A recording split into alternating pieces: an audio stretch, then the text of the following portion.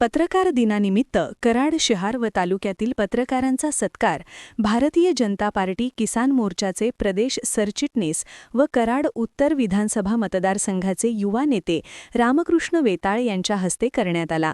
यावेळी दर्पणकार बाळशास्त्री जांभेकर यांच्या प्रतिमेचे पूजन रामकृष्ण वेताळ व कराड शहर व तालुक्यातील पत्रकारांच्या वतीने करण्यात आले। रामकृष्ण वेताळ यांच्या वतीने दरवर्षी पत्रकार दिनानिमित्त भव्य सत्कार सोहळ्याचे आयोजन केले जाते। आगामी काळात पत्रकारांना येणाऱ्या विविध अडचणींवर मात करण्यासाठी सर्वतोपरी प्रयत्न करू असा विश्वास यावेळी रामकृष्ण वेताळ यांनी व्यक्त केला।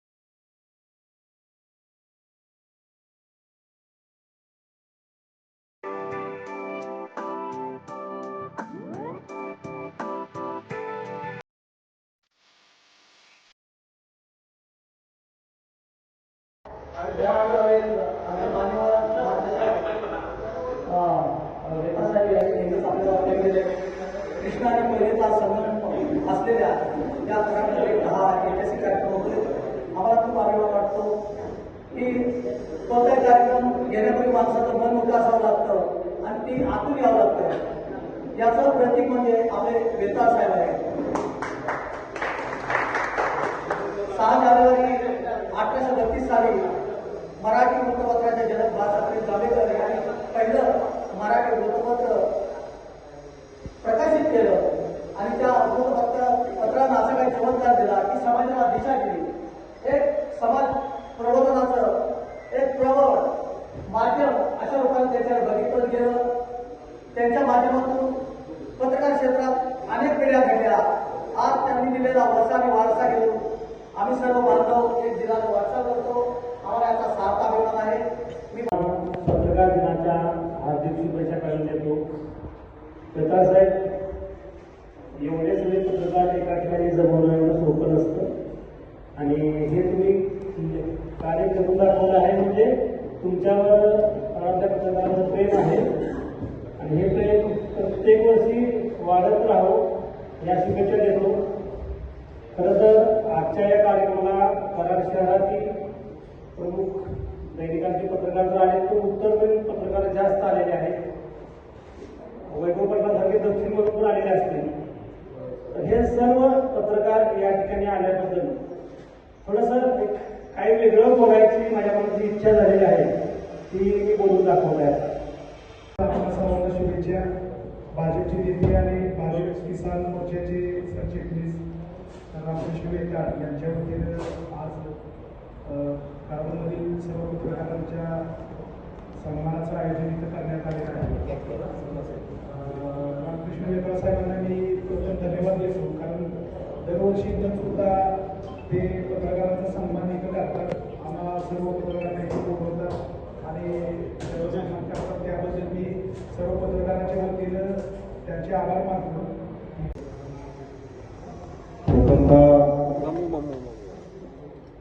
पत्रकार दिनाच्या आपल्या सर्व बांधवांना मनापासूनच्या शुभेच्छा देतो. 6 जानेवारी हा पत्रकार दिन असतो, परंतु यावर्षी ठरवलं होतं की आपण स्नेहभोजन करायचं आणि नेमकी काल संकष्टी असल्यामुळं आपण हा कार्यक्रम एक दिवस पुढे ढकलून आपण 7 जानेवारीला घेतला.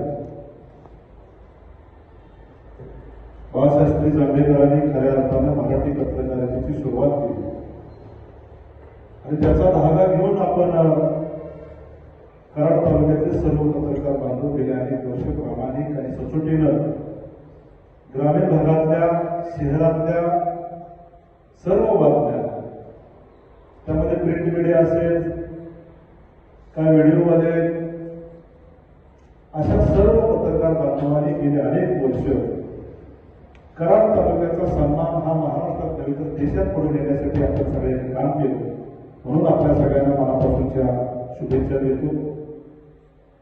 खरं तर दरवर्षीप्रमाणे आपला छोटासा कार्यक्रम आपण घेतो.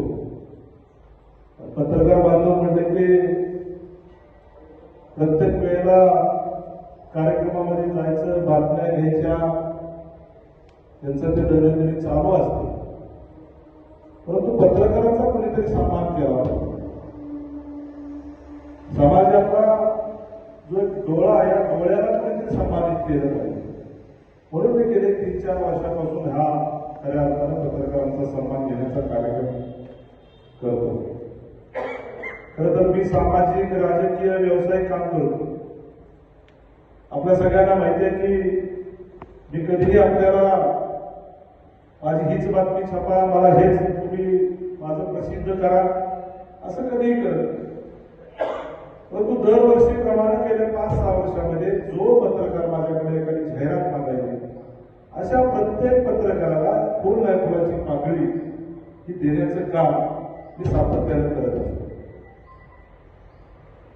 मी कोणी कुठल्या विचाराचा, कुणाचं मत काय हे कधीही बघितलं नाही. एखादा पत्रकार बांधव आपल्याला की त्या पत्रकार बांधवाला आपण सन्मान दिलं आणि त्या पत्रकार बांधवाचा सन्मान वाढवणं ही खऱ्या अर्थानं भूमिका माझ्यासारख्या कार्यकर्त्यांची. मी एक सामान्य शेतकऱ्याचा मुलगा आहे. मी सामान्य कुटुंबातून शेतकऱ्याच्या घरचा मुलगा पडत जात असताना गेल्या 10-12 वर्षामध्ये माझी सामाजिक उंची वाढवण्याचं काम तुम्ही केलं असेल तर इथं बसलेल्या तुम्ही सगळ्या पत्रकार त्याचा सार्थ अभिमान मला आहे. ज्या वेळेला राज्याच्या राजकारणामध्ये चर्चा असते त्यावेळेला कराड तालुक्याचे अनन्यसाधारण महत्व आहे. त्या कराड तालुक्यानं महाराष्ट्राचा जन्म झाल्यावरती पहिले स्वतंत्र मुख्यमंत्री हा कराड तालुक्यामध्ये. तेव्हा कराड तालुक्याच्या बाबतीमध्ये महाराष्ट्रामध्ये वेगळं महत्व आहे. त्यामुळे इथल्या पत्रकारांनी एखादी बातमी दिली त्या बातमीला सुद्धा एक वेगळं अनन्यसाधारण महत्व